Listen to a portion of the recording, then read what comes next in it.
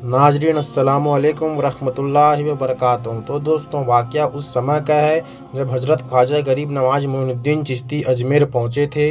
वहाँ एक बड़ा सा मंदिर था। उस वक्त में मंदिर में जो बड़े बड़े राजा रानियाँ थे वही जाते थे। वो राजाओं और रानियों की मंदिर थी। और वहाँ थोड़ी सी दूर में एक बड़ा सा तालाब था, बड़ा सा सागर था, जिसे आना सागर कहा जाता था। उस वक्त की बात है जब वहाँ बड़ा सा जो तालाब था, वो तालाब जो वहाँ के जो हिंदू धर्म के लोग थे उनके लिए वो तालाब बड़ा ही पाक तालाब था।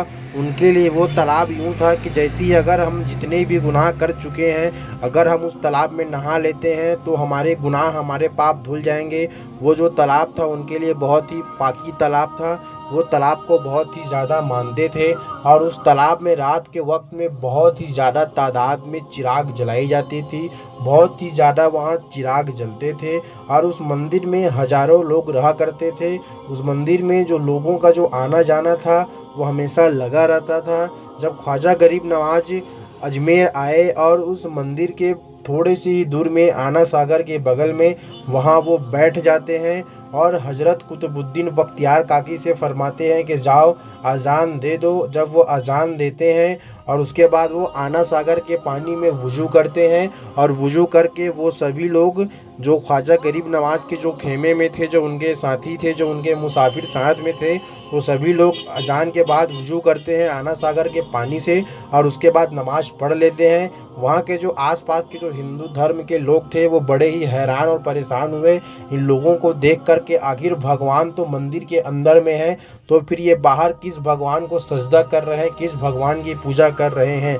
सभी लोग हैरान और परेशान हो गए। उसके बाद जहाँ ख्वाजा गरीब नवाज के जो खेमे थे, जहाँ उनके जो मुसाफिर लोग थे, सभी जहाँ बैठे हुए थे, इत्तफाक से वो राजा के ऊँटों की बैठने की जगह थी। जैसे ही शाम हुई, राजा के ऊँट जब चर कर आए तो चारवाहों ने देखा कि जो ख्वाजा गरीब नवाज का जो खेमा था, जो जो सभी मुसाफिर थे वो उसी जगह पर इत्तेफाक से बैठे हुए थे, जो जगह राजा के ऊँटों का जगह था।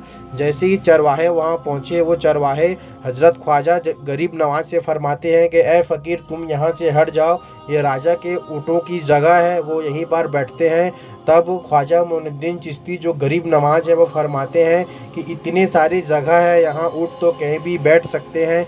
लेकिन जो चरवाहे थे वो बड़े ही बदतमीज़ी से पेश आते हैं और बड़े ही बुरे तरीके से हमारे ख्वाजा गरीब नवाज को कहते हैं कि तुम्हें समझ में नहीं आता क्या, मैं जो बोल रहा हूँ ये राजा के ऊँटों की बैठने की जगह है। इस बात पर ख्वाजा गरीब नवाज बख्तियार काकी से और वहाँ जितने भी मुसाफिर थे उन लोगों से फरमाते हैं कि चलो भाई, उठ जाते हम यहाँ से, ये ऊँटों की बैठने की जगह है तो यहाँ ऊँट ही बैठे। और उसके बाद वहाँ से वो उठ कर चले गए। और जब सुबह का वक्त हुआ, जब जो ऊँटे थे उनके चरने का टाइम हुआ, जब चरवाहे ऊँट को चराने के लिए लेने आते हैं और ऊँट को उठने के लिए बोलते हैं, तब ऊँट नहीं उठते हैं। जो चरवाहे होते हैं वो बड़े ही परेशान और हैरान हो जाते हैं कि ऐसी क्या बात है, जो ऊँट हमारे एक इशारे पर उठ जाता था, आज हमारे इतना ज़्यादा बोलने के बाद भी ऊँट जो है वो उठने का नाम नहीं ले रहे हैं। बहुत ही ज़्यादा हैरान और परेशान होने के बाद उनमें से एक ने बताया कि हो सकता है कल शाम जो फ़कीर वहाँ बैठा था उसने एक बात कही थी कि भाई चलो, ऊँट के बैठने की जगह है तो ऊँट ही बैठे रहे, शायद इसी वजह से वहाँ ये ऊँट बैठे हैं तो उठने का नाम नहीं ले रहे हैं। लोगों में बातें शुरू हो गई, लोगों का इकट्ठा होना शुरू हो गया। कोई कह रहा है कि वो फ़कीर जो वह बड़ा जादूगर है, कोई कह रहा है कि वह भगवान है।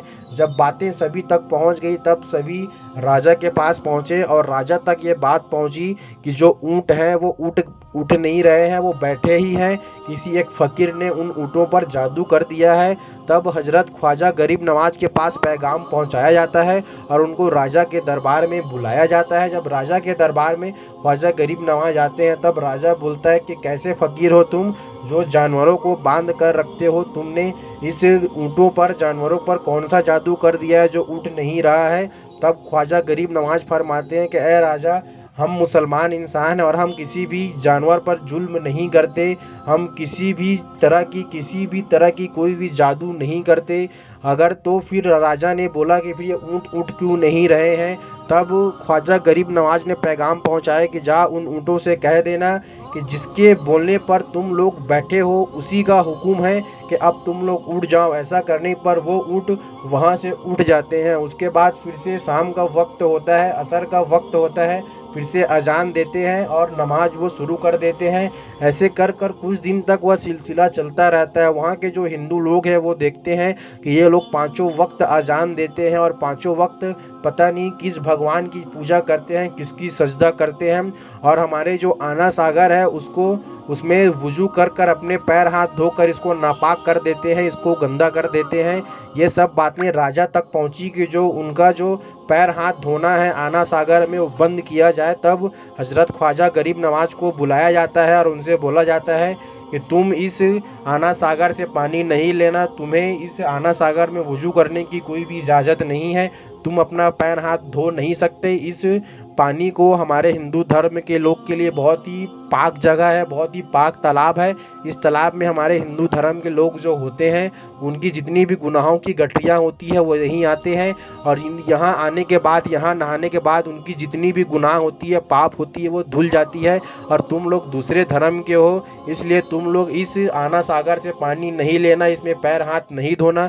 जब इतना मना कर दिया जाता है तब हज़रत ख्वाजा गरीब नवाज हज़रत कुतुबुद्दीन बख्तियार काकी से फरमाते हैं कि सुन रहे हो कि ये हमें पानी देने से इनकार कर रहे हैं, हो सकता है हमें बाद में परेशानी हो अगर हम बाद में इसमें पानी लेने आए आना सागर में, और अगर हम पानी लेते वक्त अगर ये लोग फसाद करें तो हमारे लिए समस्या हो जाएगी।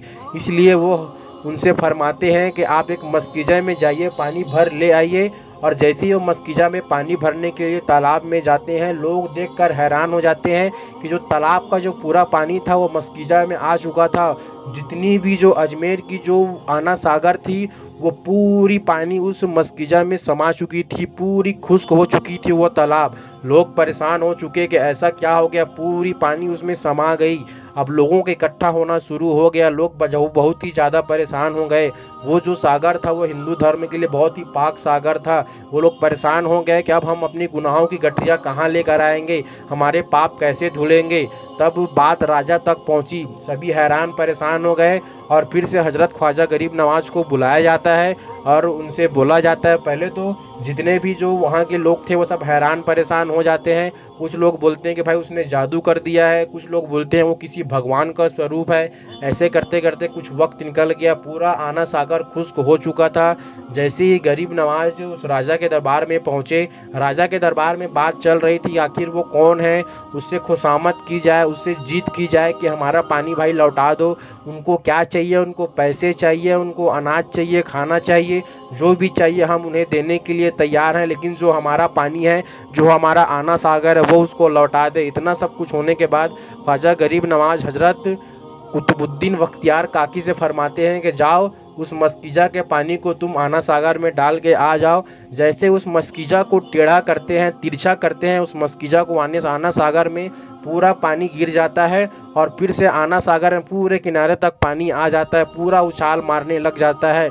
यह हमारे ख्वाजा गरीब नवाज की करामात है। एक मस्कीजा में पूरे आना सागर को उसमें ले लिया और उसके बाद जैसे उस मस्कीजा से पानी डाला तो पूरा आना सागर में लबालब पानी हो गया। हज़रत ख्वाजा गरीब नवाज की इस करामात को देखकर आज भी इतिहास गवाह है, जो हिंदू इतिहासकार हैं, जो साहित्यकार हैं, उस समय की किताब में आज भी मौजूद है कि उसी वक्त हज़रत ख्वाजा गरीब नवाज के सामने ही 32,000 लोगों ने इस्लाम धर्म को कबूल किया था।